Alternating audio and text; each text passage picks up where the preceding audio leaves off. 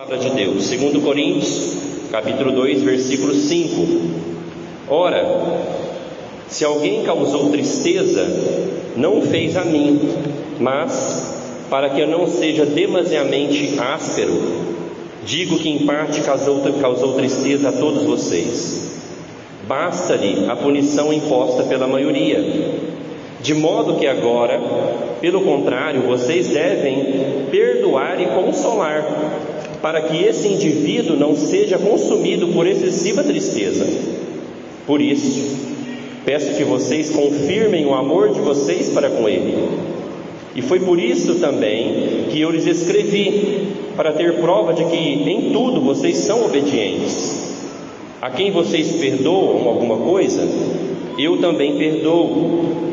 Pois o que perdoei, se é que perdoei alguma coisa, eu o fiz por causa de vocês na presença de Cristo, para que Satanás não alcance vantagens sobre nós, pois não ignoramos quais são as intenções dele.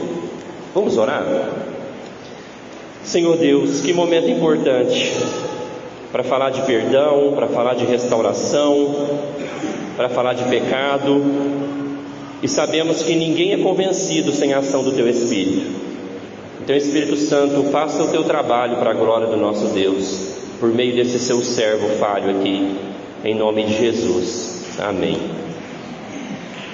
Meus irmãos, nós homens, quando a gente vai geralmente varrer, limpar a casa, às vezes a gente não está tão animado. E quem aqui, como eu, já varreu sujeira para debaixo do tapete?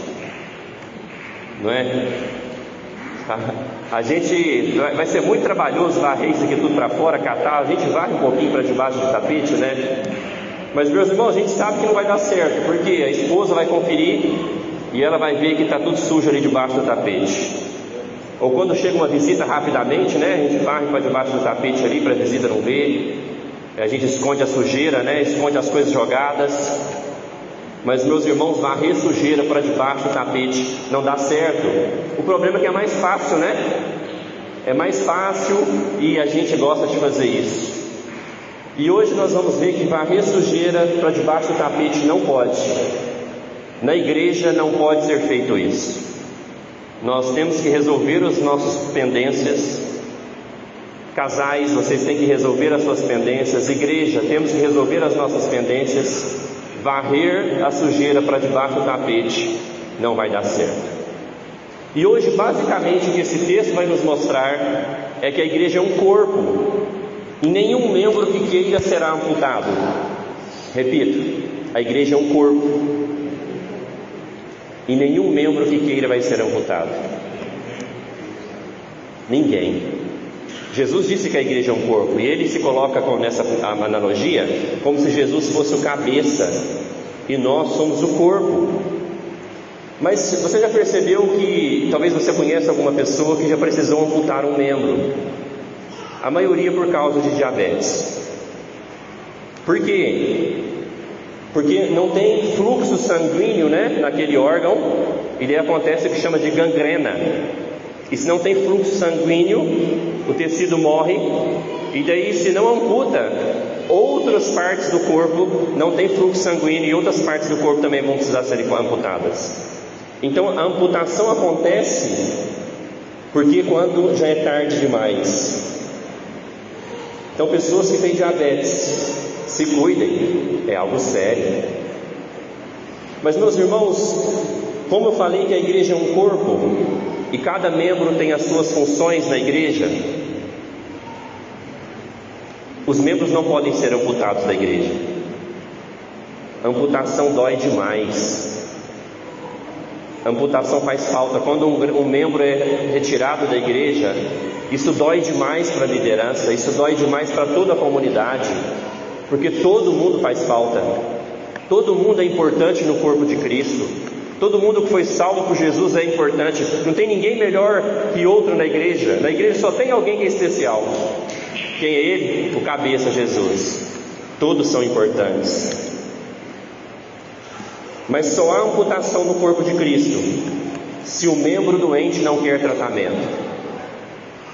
Se o membro que está doente não quer tratamento, a amputação nesse caso é necessária. Por quê? Para a saúde do todo o corpo.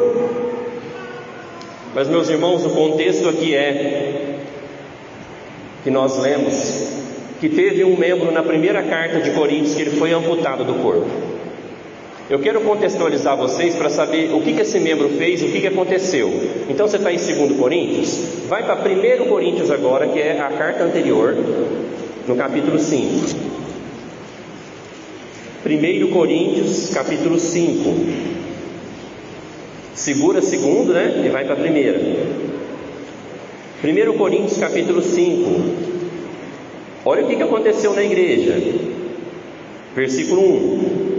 Ouve-se por aí que entre vocês existe imoralidade, e imoralidade tal como não existe nem mesmo entre os gentios. Isto é, que alguém se atreva a possuir a mulher do seu próprio pai.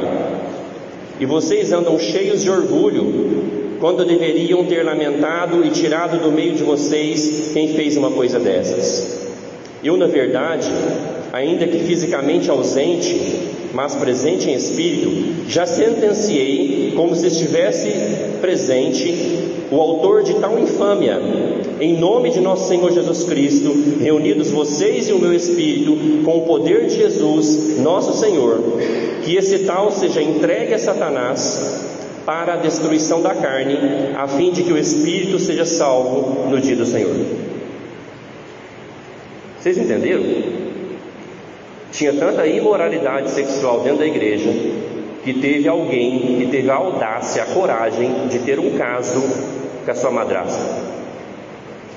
E o apóstolo Paulo escreve assim: vocês ainda estão orgulhosos? Porque a igreja de Coríntios era uma igreja muito cheia de dons, era uma igreja avivada, digamos assim, era uma igreja, digamos, muito cheia. Então eles se sentiam tão orgulhosos da igreja deles, eram tão boas, que eles não se atentavam para o pecado, inclusive para um pecado tão grave desse. E o apóstolo Paulo fala o seguinte: tirem ele da comunhão. Ele fala literalmente assim: expulsem ele da igreja. O apóstolo Paulo está falando duro, ele fala: entreguem ele para Satanás.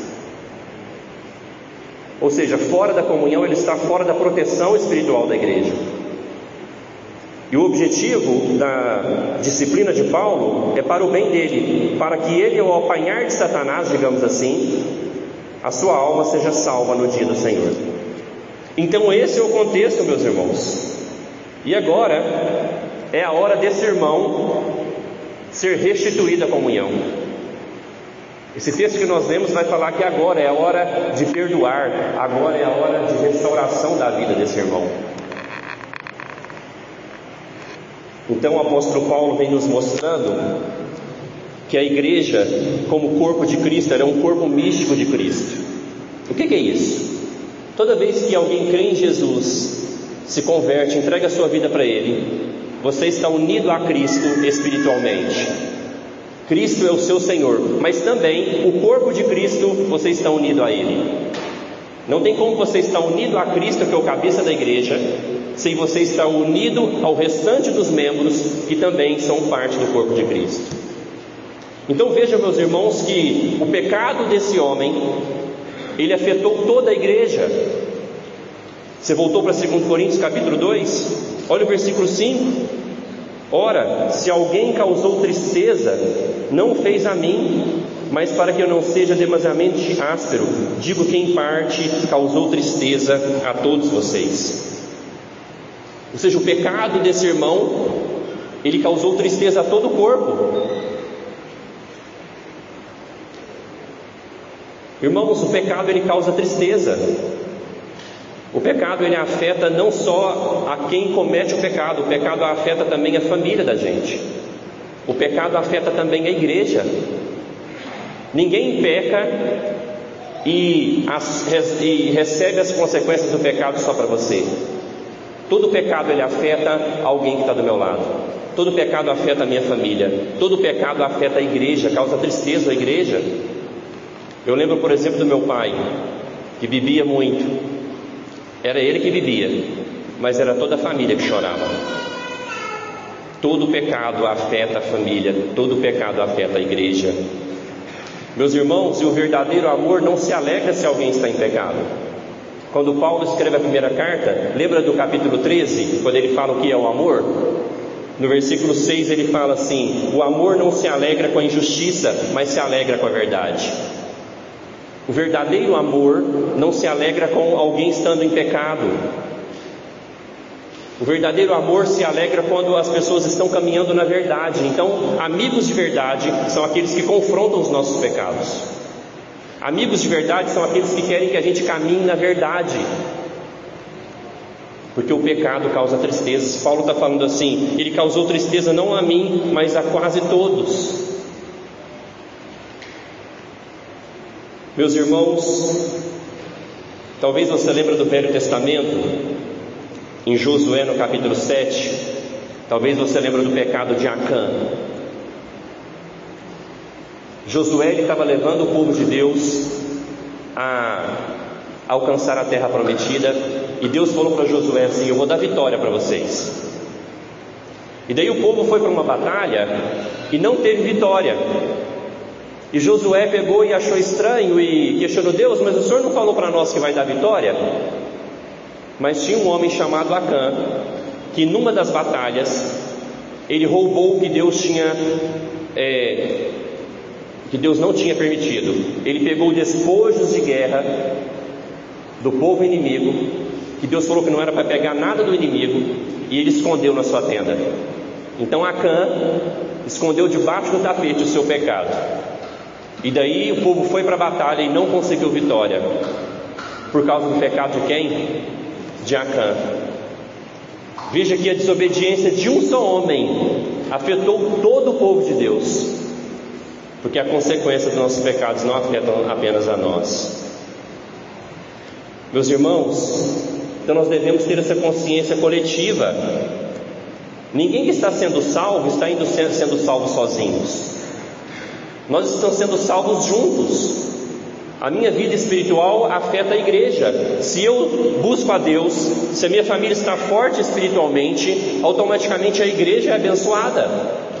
Se você busca a Deus, se você está buscando viver em santidade, automaticamente a sua vida afeta toda a comunidade.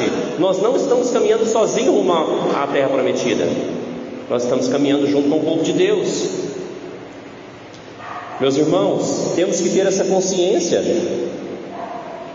Nós temos que ter essa consciência de nos entristecer pelos demais.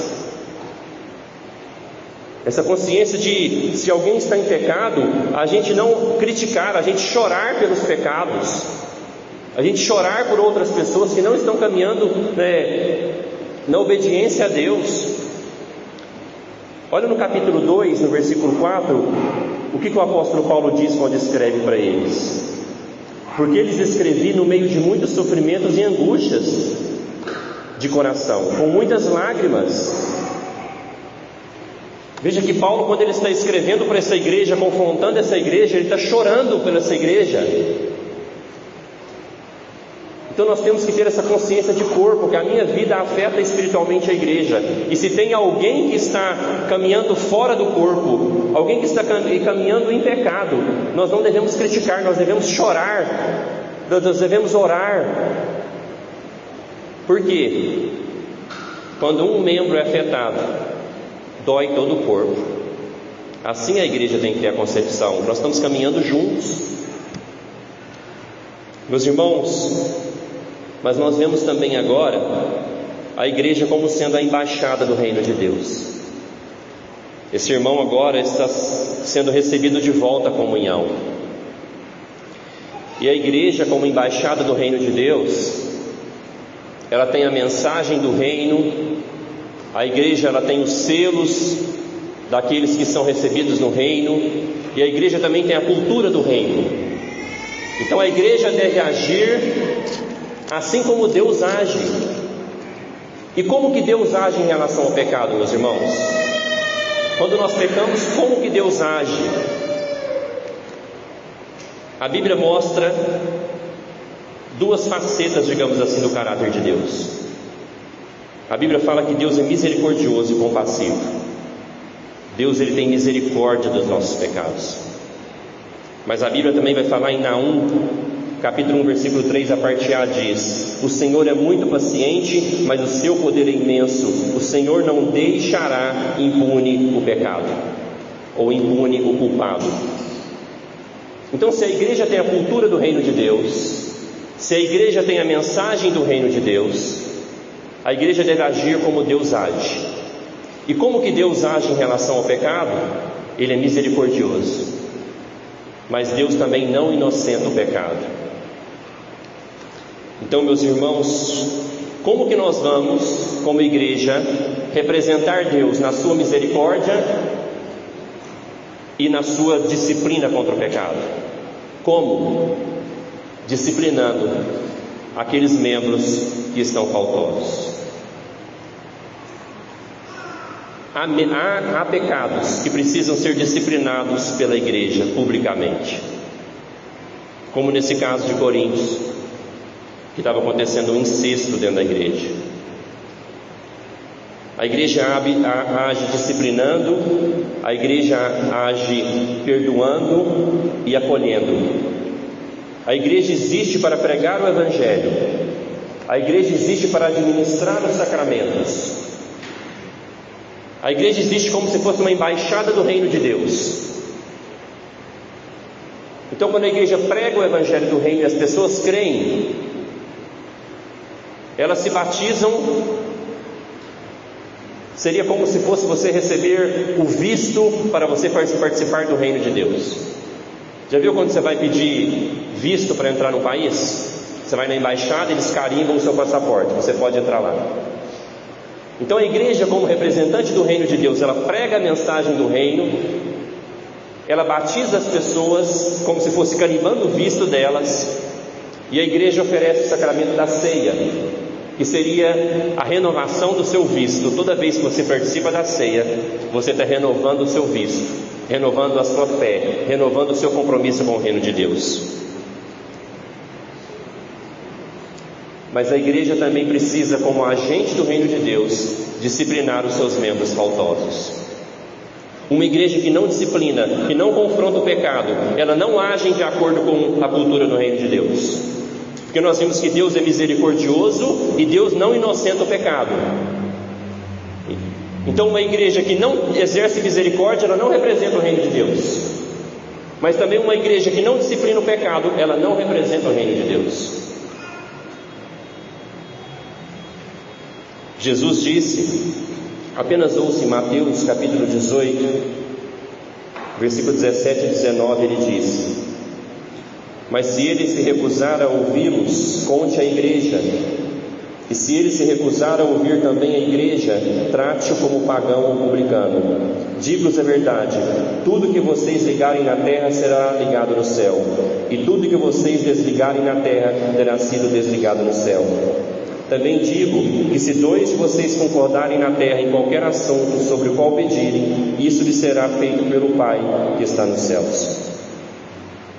Em Mateus 18, 17 a 19 fala: se um pecador que for confrontado pelo pecado não ouve a igreja, considere como publicano, como pagão, ou seja, como alguém que não tem parte no reino de Deus. Então a disciplina, meus irmãos, que esse membro precisava, é o último recurso para salvar um membro que talvez não há mais fluxo de sangue. Às vezes a gente vai envolvendo tanto nos nossos pecados, vai se afastando tanto da presença de Deus, que assim como o diabético, não vai tendo fluxo de sangue naquele membro, e ele precisa ser disciplinado para que ele volte a fluir na vida dele o sangue de Jesus, digamos assim, para que ele não precise ser amputado.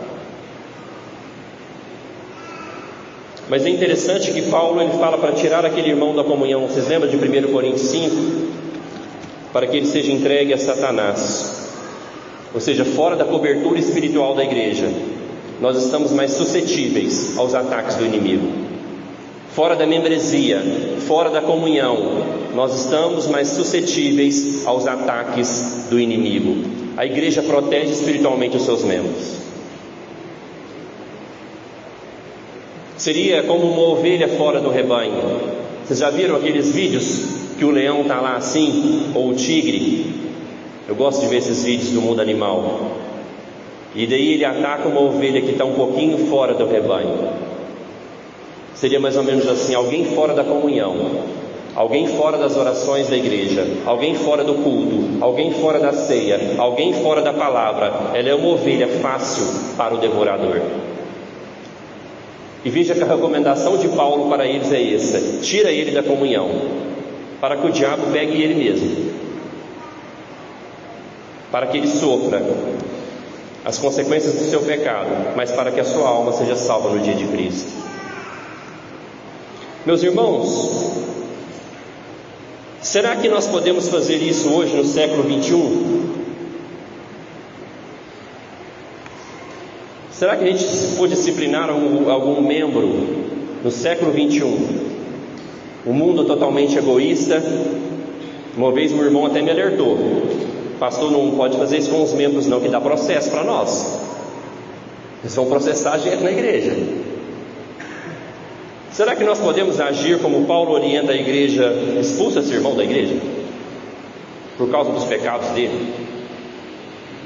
Será que não daria um processo para nós? Os advogados aqui podem falar de... eu esqueci o nome. Processo contra, o nome da pessoa. Será que hoje as pessoas aceitam disciplina na igreja assim? Ou será danos morais? Ou será que hoje fica muito fácil, como tem tanta igreja, a gente vai disciplinar alguém aqui, a pessoa pega e vai para outra. Porque naquele tempo não tinha como fazer isso. Em Corinto só tinha a igreja dos coríntios. Não tinha como a pessoa ir para outra igreja para não receber disciplina. E isso acontece muito. Quando irmãos são confrontados pelos seus pecados, quando irmãos são chamados ao arrependimento, ele pega e vai para outra igreja. Mas, meus irmãos, uma igreja que ama os seus membros, uma igreja que representa o reino de Deus, ela exerce misericórdia, mas ela não inocenta o culpado. Uma igreja que ama, ela precisa chamar os seus membros ao arrependimento, e ela precisa, se preciso for, discipular os seus membros, para que ninguém seja amputado do corpo, porque a amputação dói. Amputação dói, meus irmãos. Nós até estamos pensando em sermos mais criteriosos em receber novos membros, porque quando alguém é recebido e depois começa a não ter lealdade à igreja, começa a desprezar as reuniões, a gente chora, a gente fica triste, porque todos os membros são amados por Deus, são amados pela liderança, todos os membros são importantes. Mas quando disciplinar alguém, meus irmãos, no caso do incesto, é óbvio, Imagina eles varrendo tanto pecado para debaixo do tapete, até o incesto. Por quê? Porque a igreja estava, entre aspas, como fala hoje, bombando. Era uma igreja que tinha muitos dons, era uma igreja que tinha muita gente. Então eles vão varrendo os pecados para debaixo do tapete. Diz que eles tinham orgulho da sua igreja. Mas quando disciplinar um membro, irmãos, a nossa igreja tem que disciplinar um membro quando há falha moral. Falha moral, ela está baseada nos 10 mandamentos. Disciplinar jovens quando não honram seus pais. Disciplinar casais quando cometem pecados sexuais. Disciplinar casais quando estão falando em divórcio sem ter um motivo correto para isso. Disciplinar irmãos que dão falso testemunho, que mentem. Disciplinar irmãos que roubam, não roubarás. E isso é muito amplo, porque se você copia um trabalho da internet lá e apresenta esse trabalho como se fosse seu, isso é roubo, isso é plágio. Tem os 4 primeiros mandamentos, que é falha moral, que é a nossa relação com Deus. Quando irmãos não querem participar do culto e faltam muito no culto à toa, sem um motivo. Será que nós podemos disciplinar alguém que não quer participar dos cultos, algum membro? A Bíblia fala que sim, que é falha moral, que está quebrando os 10 mandamentos de Deus. Meus irmãos, mas aqui nós vemos um caso de uma boa notícia. Houve arrependimento desse irmão.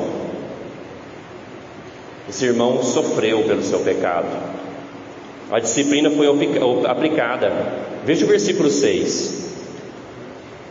Basta-lhe a punição imposta pela maioria. É interessante que a igreja demorou para aplicar a disciplina desse irmão. Precisou do apóstolo Paulo escrever para eles a primeira carta e o apóstolo Paulo ser duro. Veja como Paulo foi duro: entrega esse irmão para Satanás. Então eles demoraram para aplicar a disciplina.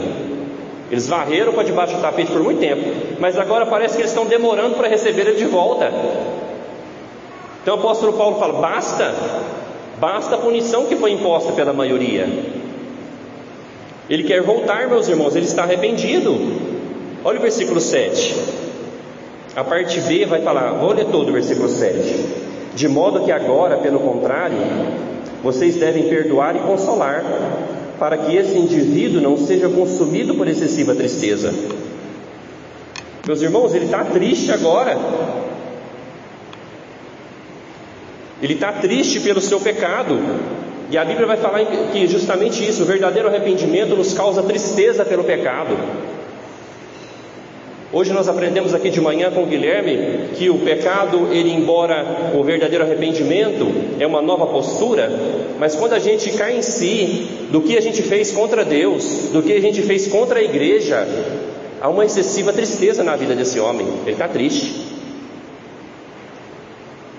A diferença do remorso: o remorso seria a tristeza só pelas consequências. Sabe quando você é descoberto por algum mal que você fez e você sofre por causa das consequências? Mas o verdadeiro arrependimento, você sofre por causa da ofensa contra Deus. Você fica triste por causa da ofensa contra a honra da igreja. Você fica triste porque você ofendeu a santidade de Deus. Esse irmão está arrependido. Então eles falam: aceita ele de volta, para que ele não caia em excessiva tristeza. Veja aqui o que mostra também o arrependimento dele, é que ele quer voltar à igreja. Ele quer voltar à comunhão. Ele não procura outra igreja para congregar. Ele não abre um processo contra os líderes da igreja. Não, agora ele quer voltar à comunhão. Ele está mal longe da igreja. Assim é todo verdadeiro cristão, todo verdadeiro membro do corpo de Cristo. Ele não fica bem fora da igreja. Ele não consegue ficar muito tempo fora da comunhão. Então esse homem quer voltar. E o que o apóstolo Paulo orienta no versículo 7? Vocês devem perdoar e consolar, assim como Deus faz conosco. A igreja não representa a cultura do reino de Deus? Deus, ele nos disciplina, não disciplina?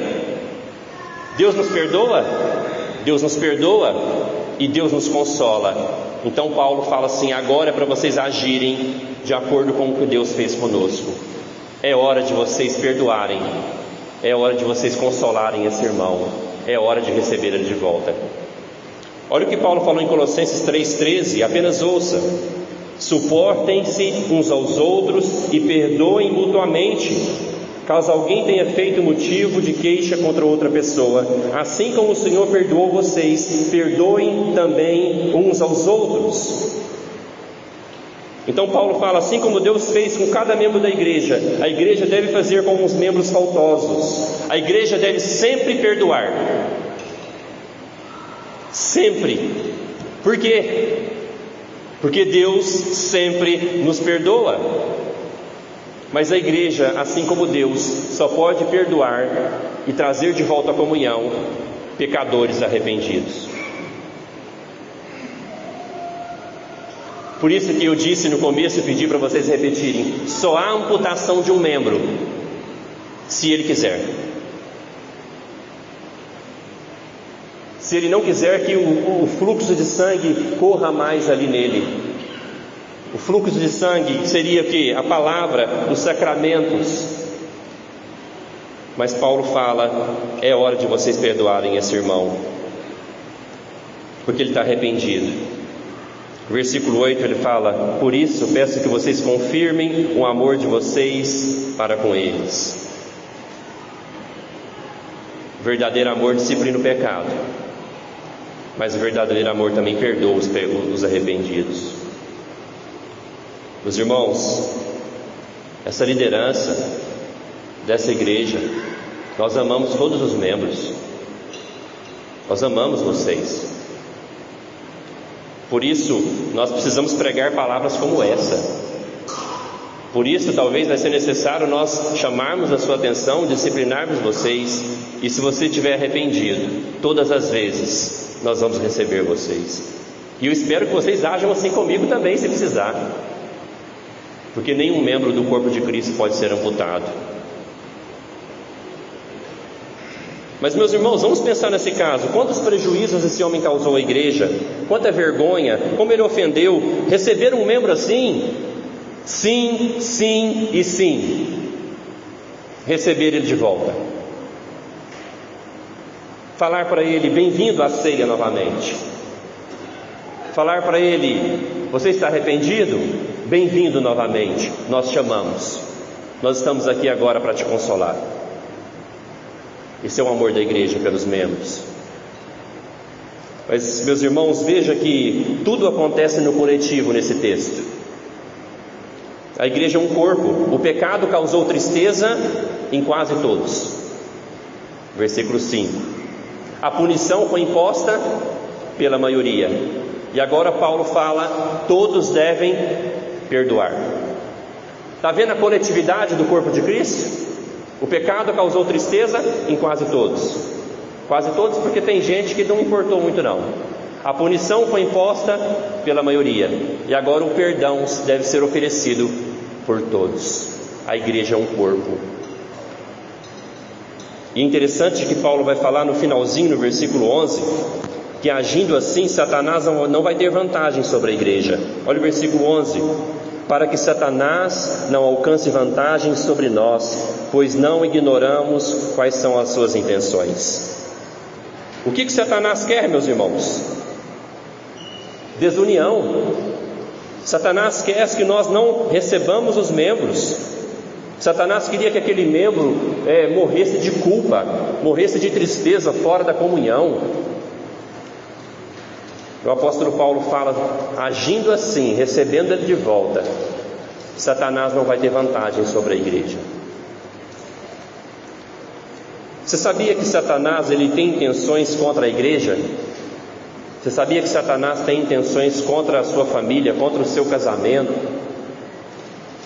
E quando a gente age fora da palavra de Deus, Satanás tem vitória sobre a nossa vida. Satanás tem vitória sobre o nosso casamento, tem vitória sobre a igreja. Então Paulo fala: agindo assim, perdoando e consolando ele, Satanás não tem vitória sobre vocês. É assim que nós devemos agir. Quando a igreja não age com a cultura do reino, representando Deus, Satanás obtém vantagem. Lembrando que agir de como Deus sobre o perdão é ser misericordioso, mas não inocentar o pecado. Meus irmãos, concluindo, Deus nos ama e nos disciplina. Ele nos perdoa e nos consola. Assim nós devemos agir como igreja. Ninguém será amputado, desde que sempre haja em nós o arrependimento. Desde que sempre haja em nós o arrependimento, ninguém será amputado do corpo de Cristo. E a boa notícia hoje para nós: se há restauração para esse pecador que cometeu incesto, há restauração para mim e para você.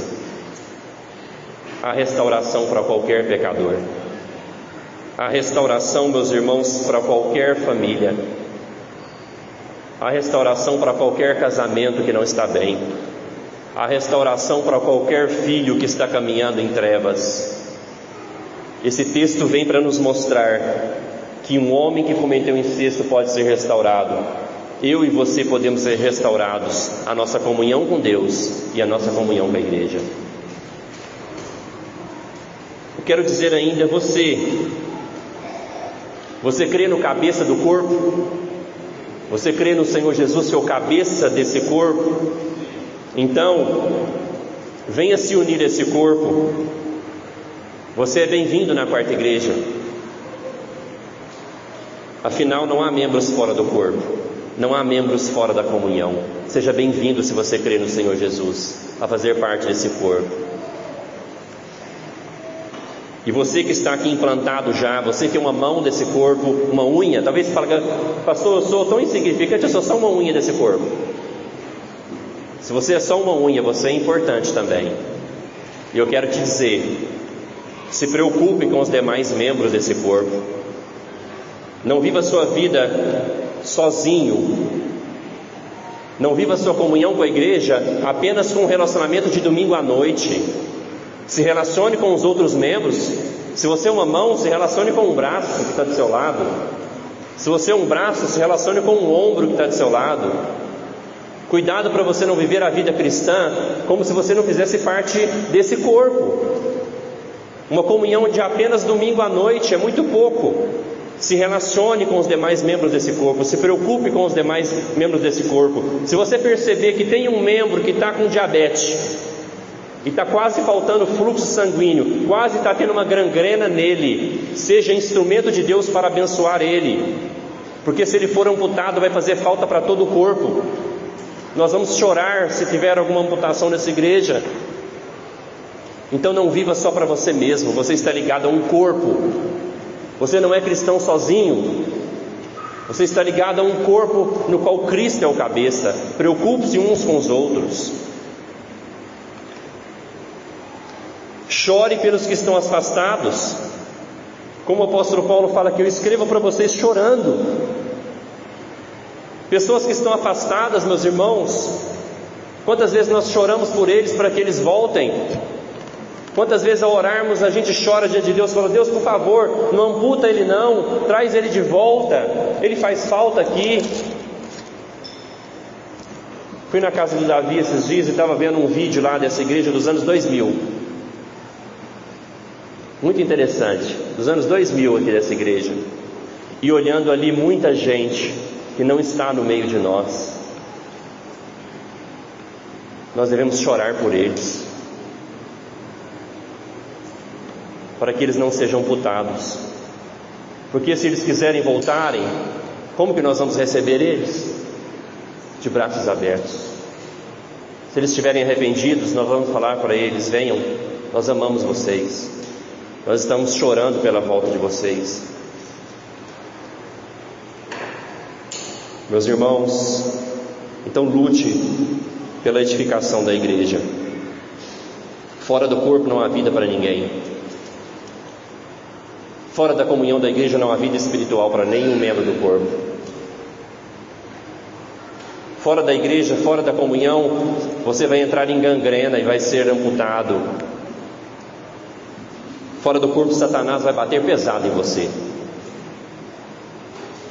Fora da proteção da igreja, da palavra, dos sacramentos, da liderança espiritual, Satanás vai bater pesado em você. Se você crê então no Senhor Jesus, faça parte desse corpo. Vamos orar.